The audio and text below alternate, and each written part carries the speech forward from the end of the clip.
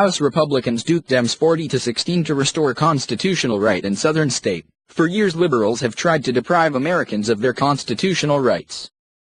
To Democrats, they don't believe you deserve freedom, so that is why they work so hard to erode your God-given rights outlined in both the Declaration of Independence and the U.S. Constitution. They think you are too weak or stupid to make decisions on your own. And that is exactly why they want to expand government, to control everything you say or do.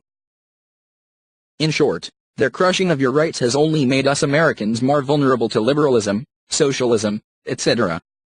But in at least one state in the South, their leaders are working to restore these most precious rights. In fact, the State House voted to restore the people's rights with one powerful vote. Now Dems are freaking out.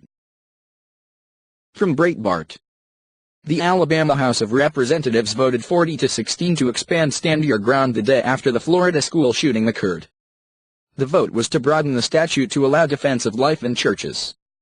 It was presented as part of an overarching goal of removing weak spots in current law so that citizens can defend themselves when an attacker strikes. Representative Greer seized on small rural churches, pointing out that such congregations are on their own should an attacker strike. He explained that larger churches can afford to hire professional security teams and off-duty police officers, but smaller churches cannot. You'll remember the church shooting in November of last year in Texas. The victims were in a rural church. They were far removed from a city, where police officers are close at hand. And they could not afford to hire security guards or other forms of protection. The only way they and others could have protected themselves is if people in the church were armed. Only a few people need to carry firearms. Perhaps an usher or two. Maybe a deacon. They can easily watch the church entrance to ensure everyone inside can worship in peace. Yes, it's sad that we even have to discuss this. But evil lurks around every corner. There are people who mean us harm, no matter where we are. It stands to reason that we allow Americans to defend themselves. As you can imagine, there were Democrats who opposed this vote. Apparently, they want churchgoers defenseless in the event of an attack, leaving them as sitting ducks.